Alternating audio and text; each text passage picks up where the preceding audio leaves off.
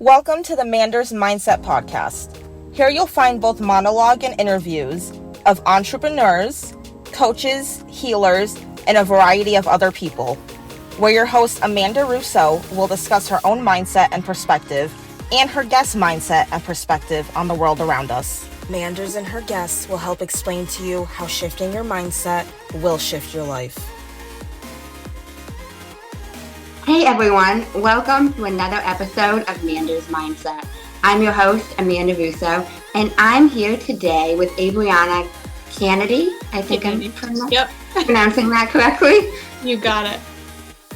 So Abrianna and I met at an ayahuasca ceremony in 2022, and we've been connected ever since, and I'm here with her today. Yeah. Hey. Hi. So first question for you. What has been one of the most impactful lessons you've learned so far in your life? Oh man. Lessons. I guess I can't say like in my life, but I will say like right now, what's been coming up is like surrendering. That's been huge. Like to surrender to the ideas that I think I have for my life and just like letting things kind of fall where they may, That's okay. Mm-hmm. And have you done anything specific to help you surrender?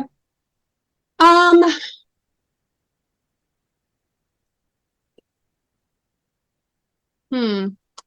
guess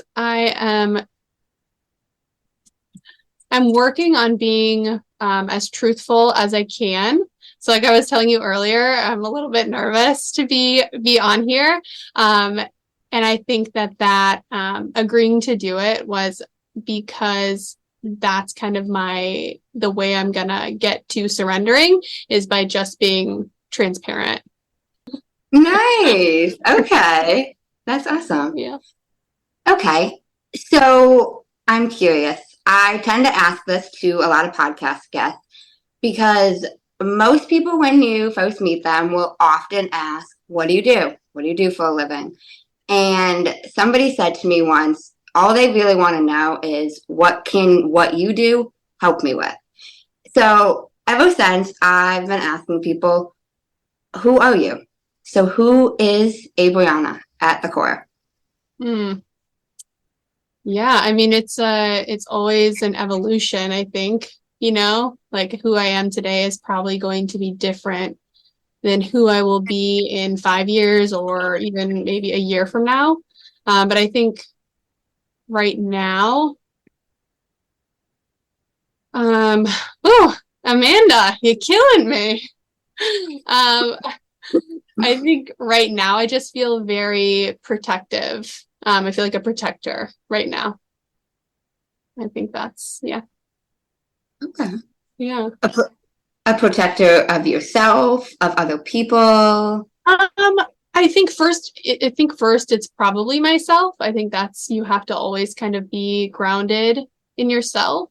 But I think also other people as well. I think I'm starting to spread a little bit, No, I do. Yeah. Okay. Awesome. So I know you're a registered nurse, and I'm curious how you first got into the medical field. Yeah. So, I think honestly, the nursing thing, it was kind of a safe option, it felt like. I know most people say that they had like a huge calling or all of this, but for me, it was, I wasn't exactly sure what I wanted to do. And I knew that I was pretty empathetic. So I thought that nursing would be the best choice. I didn't see any other route. Which I'm grateful for, but yeah, that's kind of how I wound up in nursing. Okay. Yeah. And would you say you see other routes now? What was that? Would you say you see other routes now outside of nursing? Yeah, I'm open. Yeah, I'm doing like the doula stuff and doing some personal training. So I definitely see other routes now. I don't know. Um,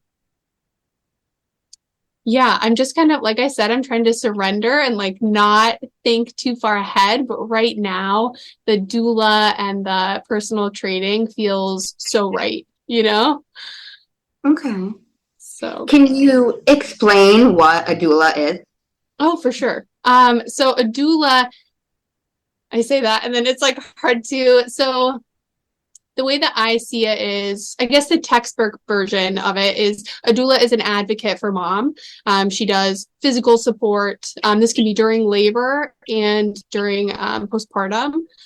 So during birth, I'm there with mom, giving her different comfort measures, making her feel comfortable, making sure her needs are met. That's like a huge thing, is that a lot of times during the birth, kind of in my nursing hat, I see how patients get almost forgotten about, because we're so busy working on the body that we're not working on the person. So my role as a doula is to make sure that everyone in the room sees what we're doing here. You know, like mom is here. She is the giver of life. Like we need to respect and honor her. So that's kind of my role, to protect that space. The textbook version is like advocate, supporter, things like that. Wow. Yeah. Awesome. How did you first get involved in that? So what was I doing? Oh, I was listening to a podcast, a strength and conditioning podcast. I believe it was like Elite FTS. And they had a lady on, Lindsay Matthews. She owns BirthFit, which is a personal training certification for pregnant and postpartum moms. They have a great program. So I took their course in 2019 for BirthFit is what it's called. I took that in 2019, I think. I went to like, I think it was like Brooklyn, New York. I had to stay. My sister, one of my aunts actually lives in New York. So I stayed with her, took the course. And then I just realized, like, I saw all of these women and I was like, this is it. Like, this is, like these powerful, like strong women lifting, because in my head, I had this like version of motherhood that was like very soft and it can be that. But then I saw this other side of it that more encompassed kind of how I see myself, like strong. And I was like, whoa, this is totally, there's a space here for me, And then I also saw in the hospital setting, like the gap of care for mothers. There was, sure, like we have great doctors and nurses and all this, but yeah. So that's kind of how I got involved in the doula-ing thing. Through that course, I started learning more about birth, and then I was like, I don't really know if I want to be a midwife, whatever. But I ended up falling into the doula thing. I took a doula training, and then, that was in 2019, and I'm picking it back up again. So did you learn about the doula in that first course? Or no, not? that was just the like strength training, like how to coach a pregnant and postpartum mom. And then the owner, Lindsay Matthews, was a doula. And I was like, what that? Like, I've never even heard of what this is. Like, what is this? And and then I just started like diving into that. Like, I remember I was like in the kitchen, like listening to this OB talk about like all these different interventions. And my boyfriend was like, what, like, why are you listening to this? You know, like, what? And I was like I would get so worked up about, like, I can't believe this, you know, and he's like, why are you listening to all of this? And I didn't have an answer, you know, like, I was just like, I don't know. I just feel like I have to listen and, you know, get all this information in. And yeah, so funny. Wow. Okay. And so then you took the doula course or the doula training Yep. after that. Yep. So I took the doula course in 2019, or I think it was end of 2019. And then I had one client it was like right at the beginning of COVID. And unfortunately they wouldn't let me in the delivery room with her. So that was hard. And then I started traveling for nursing. I went to like Guam and Minnesota and like all these places. And obviously I can't be a doula when I'm leaving, you know, running around. So then, yeah, I ended up back here. Yeah. Okay. Yep. And so do you recommend every mom going through both have a doula? I don't think so. I think it really has to be a decision for mom. You know, I think some women don't feel like they need that support in that way. But I would encourage moms to sit and find out why. You know, if it's that there's just so many different things into it that no, I don't think every single woman needs a doula, but I do think that every single woman needs support. I think every single woman needs an advocate who is non-judgmental, who doesn't put their own opinions on mom and allows mom to really listen to herself. So if she needs a doula, great. But if she has someone who can fill that role, you know, because traditionally women would give birth and there were all of these like midwives and like women who had 5 children and 6 children, and they had all of this wisdom, but we've almost lost that, you know? So it's like the OB, like he's great, but they're not trained in birth. They're trained in surgery, you know, like that's what their training is. So we need those women, right? We need those women to like bridge that gap. So if you have a mother or a grandmother or someone who can walk you through this without putting their own biases on you, that's wonderful. That's great. But just make sure that it's somebody that you feel absolutely comfortable and safe with, you know? Yeah, that makes sense. Yeah. So would you say if they don't have that person they feel comfortable with, like a mother or a grandmother, that they likely would want a doula? I mean, I guess, yeah, I mean, I would think that everyone just needs, it's hard because it's like I do truly believe that women have the innate ability to give birth, right? She doesn't need a doula to help her give birth. Like that's not what it's about. Like you can do it on your own, but sometimes there's just that little bit of reassurance that somebody else who just knows a little bit, like, you know, like just knows a little bit can provide you. There's some comfort there. So it's totally up to each mom. Each mom is going to make the right choice for her. But if she's wondering, should I have a doula, reach out and talk to a few, and you'll know, like once you meet a couple, like, yeah, this is for me, or yeah, this is not for me. You know, I have a postpartum client now who absolutely did not want a doula for her birth, but knew that she wanted a doula for her postpartum. So it's different things for different people. No, that makes sense. Yeah. That makes sense. Can you discuss some of the specifics? I know I'm sure it's different mom to mom, but some general examples of what you help them with before pregnancy, during birth, and then postpartum? Yeah. So before For my birth clients before birth, I have like 2 prenatal visits. It's really just like I get to know you. Like you get to know me, like we're going to be pretty intimate, like you've got to make sure that you can feel safe with me. And I've got to make sure that like I am the right person for you, because we all have our own baggage. We all have all of our own stuff. Like this is literally like an interview. Like, are we going to work well together? And I meet the partner, the first visit, and then we go through, I have like a client workbook that just kind of explains a lot of mom's options during birth. So different medications, different interventions, and we go through those after I've learned what mom's value system is.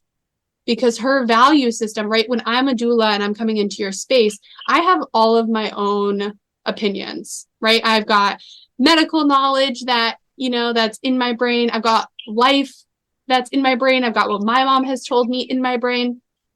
But when I come to your birth, I am taking on your values. So I've got to get extremely clear on what it is that you want from this birth.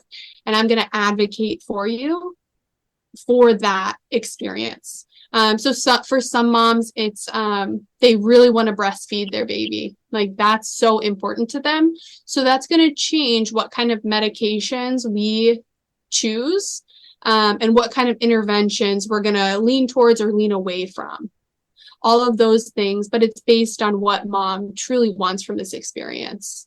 And some moms are like, yeah, I want an epidural. Sign me up as soon as I get in there. Okay, great. I'm going to be the first one telling the nurse that you want the epidural right now. And then I have other moms who are like, I don't want any pain medication. Great. Then we're going to come up with a plan to get you to have this baby without pain medication. It's whatever you want, So getting clear on their values and going through the interventions is the first visits. We get into some positions during birth, like I don't know how deep you want me to go into this. You can go as deep as you want to go. Okay. So there's different positions in labor that help open up the pelvis. So I try to put mom into those positions. So when it's not brand new, because like when she's giving birth, I don't want to be like, oh, let's get you into squat. And she's like, I don't know how I'm going to do this. So I try to do all of those positions, at least run through them with her and her partner, and include her partner so he knows where he can help. Because that's like the biggest thing for dads is like I was saying before, like traditionally women were the ones providing the care for mom. And now society has changed, right? But our brains, our primal brains have not, So men traditionally were not in the birth space, and now it's required that they are. So for me as a doula, I want to make sure that dad feels confident going into the birth room, because truthfully, I meet mom and dad twice, and dad has obviously intimately knows mom. So he's going to pick up on her cues before I probably will, and before the nurses will. So he is such an important part of this, that it's so important for me to like include him into that too. So those are the first 2 visits. We talk about postpartum as well, kind of who we can call, getting all of those things together. Yeah, so that's birth. And then postpartum, the first postpartum is a lot of, again, I take on mom's values, and when I go into the house, it's so much about finding out what's working for mom, what isn't, what's working for baby, what isn't, trial and error, because I think we've been sold this lie that like every house has to operate like there's some like perfect mother up there that we have to attain to and get there.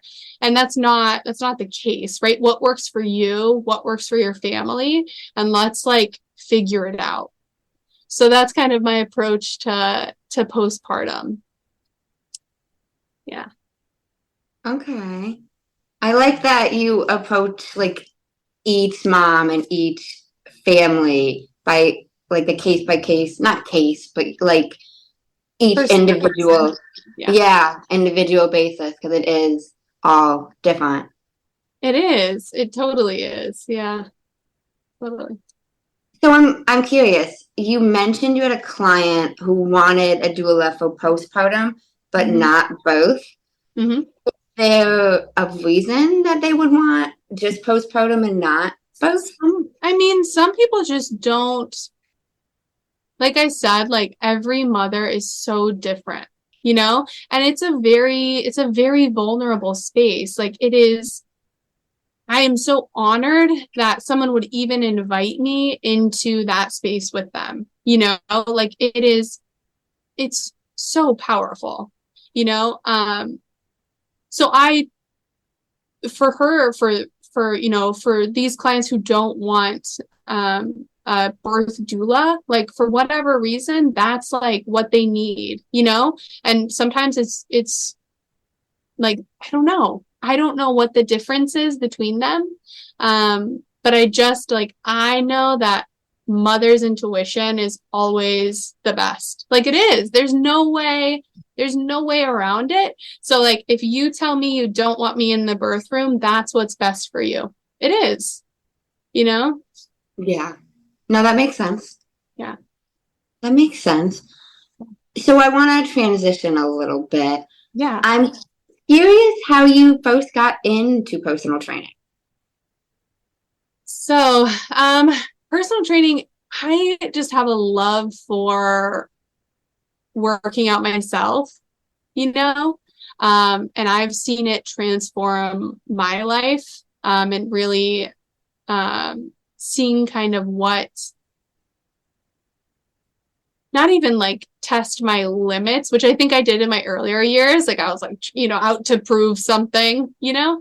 And now I'm slowly transitioning into just like respecting my body and like teetering that line of like what is too much, what's not enough, and like what is just enough. That like more moderation. And it's just given me so much with like consistency, dedication, seeing the growth in myself. That I've had a few family members and friends kind of reach out for programs. Yeah, it's been an incredible tool. So that's kind of how I got started with that.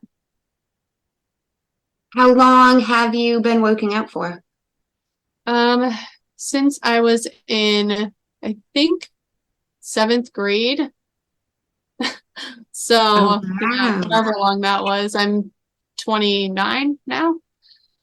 Wow. Okay. And when did you start training people? So the training is really new.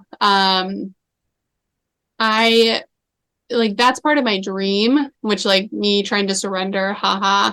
You know, that's part of my dream is to like offer personal training just because it's just a tool. Like I don't think anyone who gives birth needs to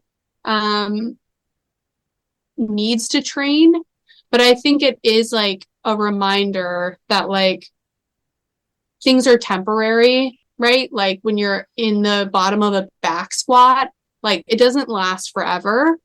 So I think that it's like a beautiful reminder, like I can do this. And then when I'm in birth, I can also do this and it's not going to last forever. So that's kind of my dream is to end up training people during pregnancy and then after pregnancy. So we're working on that aspect, but I'm surrendering and also trying to control it. It's going well, you know. Oh, wow. I love that though. It's not gonna last forever. I've never heard that. Yeah. Wow. And I love how you correlated that to both as well. Because Yeah. I mean, I'm not a mom, but I've obviously heard that birth is painful, whether you have medication or not. Yeah. But wow, I love that perspective. Yeah. It's temporary. Even the pain or whatever you're feeling, everything, the good, the bad, the pain, the happiness, it's all temporary. Yeah, totally. Totally. And that's what I mean. Yeah, I think all of us just need that reminder. Like all of this is just temporary. Hmm. Wow. Love that. Love Yeah. that. Okay. So I want to switch back a little bit to the doula. Okay. If a mom was curious or was interested in getting a doula, how would you suggest she go about finding one? I think the best way is to chat with family or friends and see if they've had a doula and what their experience is. Um, just like with anything else, there's, I don't want to say good and bad, but there are people that you're going to align with and there are people that you're not going to align with. So if you have a close family member or friend who can point you in the direction, you can at least get like linked into that. And I know the people like the other doulas that I know, like we understand that I'm not going to align with everybody. I'm not for everybody. That's totally fine. But I've got a network of gals that I think are incredible. And we're all so different, with the training, I take it very seriously. And then there's an older woman. I don't want to say older. Sorry, Val. There's another doula who is just so nurturing, like absolutely so nurturing. I want her as a doula, so I think getting linked in, because even if that person is not the person for you, they likely do the same thing and can connect you to someone that might be a better fit. But if you don't know anyone, there's a website called doulamatch.com, and you can see people in your area that are in their availability. So. Oh, I didn't even know that was a thing. Yeah, it's kind of nice. I got my profile up a couple weeks ago. I'm feeling so official. Oh, and so like anybody who searches in your area for a doula can find you? Yep. And then like I think it lists the prices and availability there. Wow, that's cool. Yeah. And you can Yeah. also if you find a doula, I would just like stalk them like on their social media feeds and see like, does this person align with my values? Are they, because yeah, I think we have social media. Might as well freaking use it. That is so true. Yeah. That is very true. Yeah. So are you still working as a nurse right now? Yes. Yep. I am. I work in an emergency room. I do the travel thing, so I do 3-month contracts at different places. But yeah, working as a nurse for now. And how is that while also being a doula? Do you notice like any conflict with it? Do you notice a difference from before when you weren't a doula? Yeah, it is. It's actually getting harder for me to go back to the hospital, because I can't, I just see the body as a whole system. And in the medical system, we portion out different pieces, like when I have a patient who comes in and their blood pressure is sky high, right? If I tell them like, oh, your blood pressure is high, it's going to make their blood pressure go even higher, right? Older nurses know this stuff. They do. They're like, I remember there was a nurse at the first ER job that I worked at, and she was, she told the patient, she turned the monitor and she's like, don't look at that. don't look at it. And then she came back 10 minutes later, checked his blood pressure, and it was lower. So the emergency room, and with like the breath work stuff, like how transformative that kind of stuff is. So it's just like going back to the hospital it's difficult, because it's like I just know that there's so many other things that we could be doing that we're not doing, like I do sneak in a couple breath work, very simple, nothing, I'm sure it's nothing like what you do, but just very simple, like box breathing and like breath holds and stuff like that with some of my patients, but yeah, it's good. I'm still learning a lot, but it is different. I was thinking that it might have been, especially when you touched upon a little bit about how in the medical field they're not really paying attention to the person and it's more the body. It is. And it's so strange to me, and it's hard because it's like as a nurse, my job, I thought, which silly me, I thought when I was going into nursing, like, oh, awesome, I'll get to like be there for this person. And it's just like, no, you are just there to take care of the body, not the person. And that has been such a hard realization for me, because it's like all of these little things, like they matter, but to the hospital system, they don't. It's like I want like everyone to have socks on and like have a good, great, like nutritious meal and all of these little things. And it's like in the hospital system, those things don't matter. So that has been, yeah. So. How have you found a way to make that less difficult? I have not. I haven't. I try to see the good. I'm trying to like look at the good. But for me, it's just the hospital system is it's a system. It is a system. And I don't want to say that there are no good things there, because there are, right? If you're in a car crash, if you have a gunshot, all of these like emergencies, yes, absolutely. Take me to the hospital, take me to the ER. So those things are great. But as a nurse, it's like, that's like even in the emergency room, right? That's like 5 to 10% of the bulk of my patients, so it's like, it's just not, so it's good. The doula stuff is, that's really where my heart is, No, I gotcha. Yeah. So how frequently do you do the doula stuff compared to the hospital? So I am very new and I'm very nervous to get too many clients right away. So I am very cautiously like taking clients on. So right now it's really, I have two clients coming up.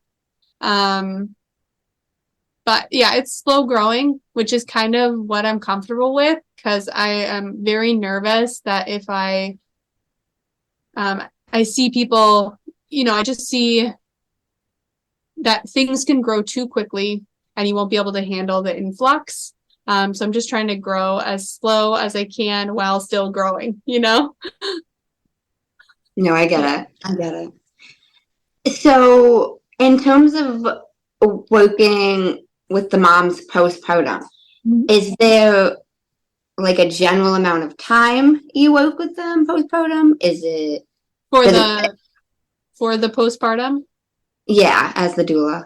Yeah, so it's totally up to mom. I think there's a natural like evolution where mom is like, it's just like that newborn phase is just so consuming, You know, it is so consuming. Like, this baby needs to be on you, and you also need to get the laundry done, and you also need to, like, you know, sweep the floor, but this baby needs to be fed, and oh, he needs to be changed. So it's like that newborn phase it's very intense. So I think as baby grows, and, you know, like, mom and baby they're just meeting, right? They're like these two separate humans. Like, even though baby has been grown by mom, they're two separate beings, and they're just meeting each other. And one of them is taking everything, like, in the most loving sense, right? Baby is taking from mom. So somebody has to give to mom, right?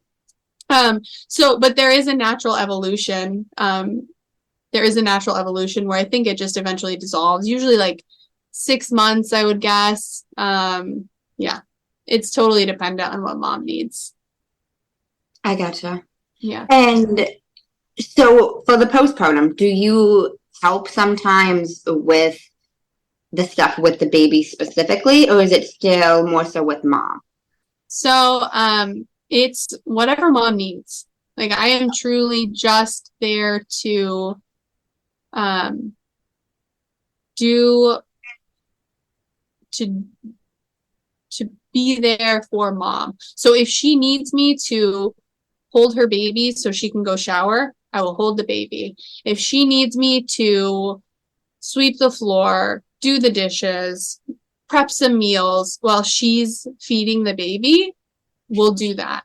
I help a little bit with like latching, and then if things become too severe, or if things become too intense, and we can't fix it there, then we send her to a lactation consultant. But it's really just like seeing what the problems are, seeing if we can fix it, and then if not, we have resources available for mom. But yeah.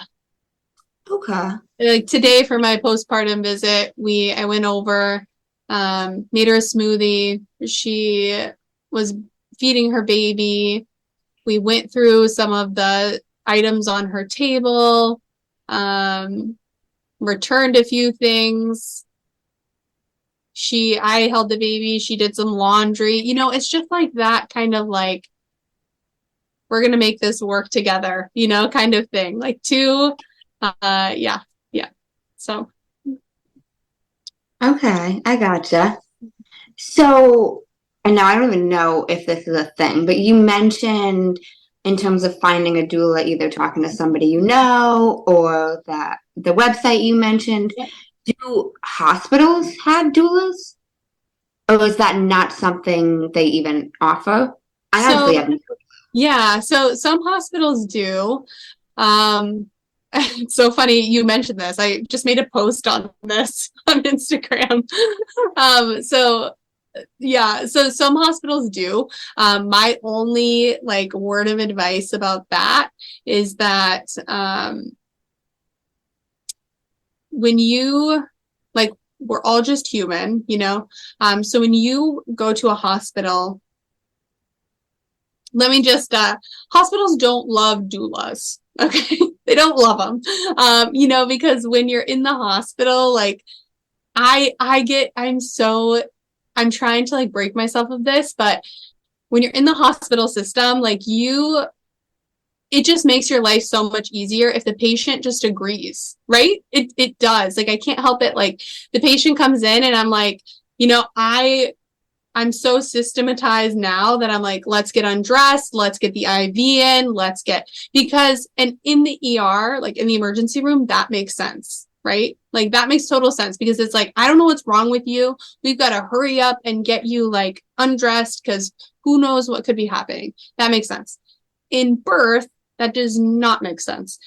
It's a natural process, right? Like, could you imagine if, for whatever reason, we started going to the hospital for pooping, right? Every time you had to poop, you had to go to the hospital, right? Could you imagine if you went in there and they're like, you've got to get undressed, we've got to put in an IV, you got to do this, and oh, by the way, you need to poop in front of 10 people.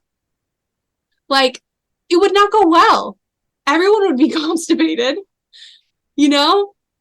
So,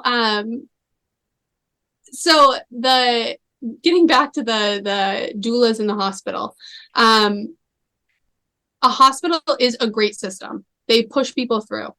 During your birth, depending on your values and your goals, that may not align with what you want, right? If you want to be able to breastfeed your baby, that may reduce the amount of medications that you're willing to take.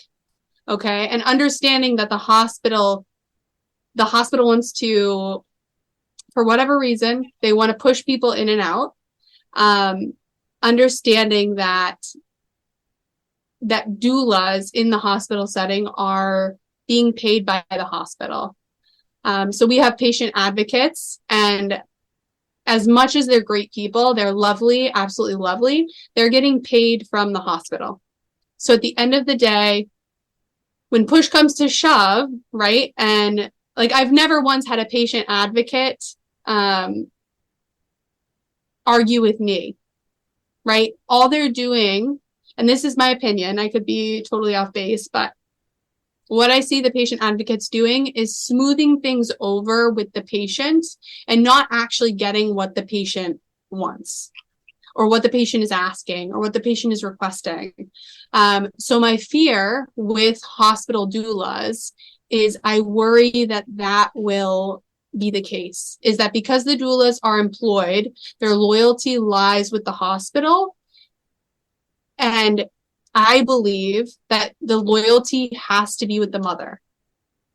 To be a true advocate, your loyalty has to be with the mother. It can't be with the hospital.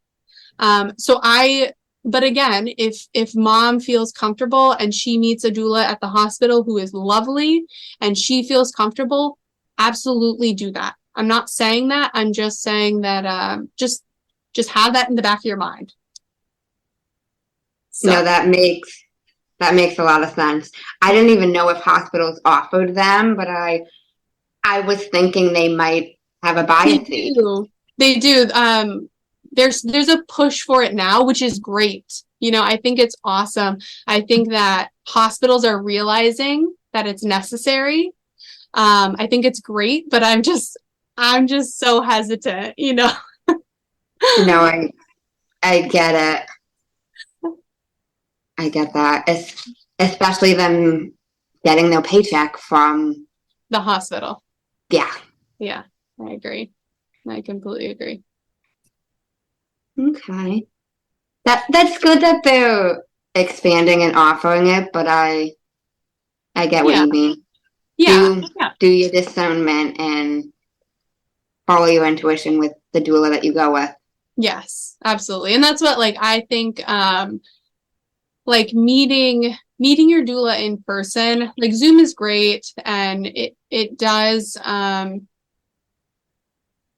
it does a good job, but I think if you can meet your doula in person, like get the sense of her, like get like how your body feels around her. Like, do you feel safe? Do you feel, because that is so important. Like, you know, like when you're around somebody and you're like, ooh, I don't know if I feel, and it's nothing against that other person. It's just like your energies are just different, you know? So if you could get around them, you know, go to a coffee shop or something. No, I completely agree. You can sense a lot about a person's energy and how you feel when you're actually around them. Yeah, that's what I always think about. I don't know how much you want to talk. You probably talk openly about the retreat. Yeah. So I guess I was thinking, like, I was like, oh, Amanda. And I was like thinking about you. And I just remember like you just being so like authentic and like, you know, happy and like go with the flow. And it's like, yeah, it just like that popped into my head. It was good. Because I also think it was even the people we were around. Oh, yeah, for sure. All good people. No, definitely. And with everything, your body will likely know if you are surrounded by the right people or if you're not surrounded by the right people. How do you feel? How does your body feel? Energy, your intuition? Do you feel more on edge? All those things are like little subtle cues that will tell you something. Yeah, I completely agree. Yeah. So I have a little bit of a different question, Okay. but I'm curious if you have any advice for anybody who's looking to pursue a goal and they're having a hard time pursuing said goal. Hmm.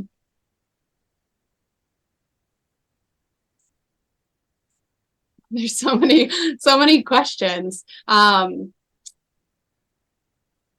I guess like first for me, what I always go back to is if I'm having such a hard time with this goal, first, like, is it something I actually want to pursue? You know, that's like the first thing I'll ask myself is this truly worth the amount of energy that I am putting into it? Because sometimes it's not. And sometimes the reason I'm having trouble even accomplishing this goal is because it's not meant for me, you know, and I know that, and I'm putting roadblocks in my own way. But if you get clear on that and you're like, no, this is absolutely what I want, then look at your systems, like look at your processes. For me, like with the doula stuff, I realized that like I said I wanted to be a doula, right? And then my systems and my processes at home were not at all in alignment with that. You know, like I was spending so much time, like not giving myself any time to be creative and curious, because I was so busy with the day-to-day, like laundry and meals and all of this stuff that I didn't have the extra capacity to get to my goal. So I cleaned up my systems at home and things smooth, you know, I mean, I'm human and I'm working on it, but it's so much easier when you have the right systems in place if your goal is actually what you want. Wow. That the beginning of your answer to that was very interesting to me. Maybe it's not meant for you. I never heard that Oh, really? or thought about it like that. No. Yeah. Wow. Yeah. No, that makes a lot of sense. Or maybe it's not worth the energy. Wow. Yeah. Yeah. No, that makes sense. Yeah, you've probably experienced that with your like podcasting and breath work. Like when you first started, were there any like roadblocks that you were like, like did you ever have that moment or you've always just been like, no, this is the path? Oh no, I had the hardest time tech-wise with the podcast. Did It you? was I hated it. It was the worst thing ever. So I have no idea how I now have 13 episodes. I'm like how did you end up like mentally? Like how did you work through that? a friend of mine actually helped me because I Okay. was very stressed and I was like, I can't do But this. you were able to you knew that you needed help and you were Mhm. able to ask for help from someone that you knew would be able to solve your problem. Yes. Okay. That's like a creative, I feel like that's the thing is like, I don't know, like when you get really aligned, like the problems don't feel like problems, you know? Like when I'm really like, it doesn't feel like a problem. It's just like, oh, we just have to deal with this, you know? But No, that's true. is that That's true for like you? no, yeah, because I had done a lot of research and like Google tells you how to start a podcast. That did not help me. And then I had my friend explain it to me over the phone. That did not help me because Yeah. he was working off of a PC. I'm working off of a Mac. Oh my Made no God. sense to me. Eventually, he came over and physically showed me, and I wrote down step by step exactly what he said. And now I don't need the notes, but Yeah. Oh my gosh. And now it's probably so smooth, right? Yeah. Like Yeah, your no, now system it's is super probably easy. It's super easy. But at the time, it was, I came up with a solution. It was a problem, but when solution A, Googling, didn't work. Solution B, him explaining it to me over the phone, didn't work. Solution yeah. C, when can you come here and physically show me this? Because if I am Yeah. watching you, visually seeing it, I'll be good. Yeah. But like was there ever like I could just quit? Was that in your head? Did you think about that? Not really. No. I started to consider, okay, if this friend of mine won't come and help me, who can I ask? Who Yeah. else can I ask? Yeah. It was something I knew I did need assistance with to even be shown the first time Yeah. and then run with it. But once I got shown it, good to go. Yeah. That's perfect. That's beautiful. Thank you. Thank you.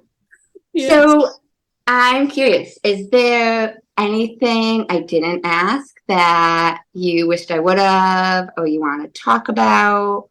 No, I mean, you did great. Thank you. Yeah, this makes total sense that you would have a podcast, honestly. Why do you say that?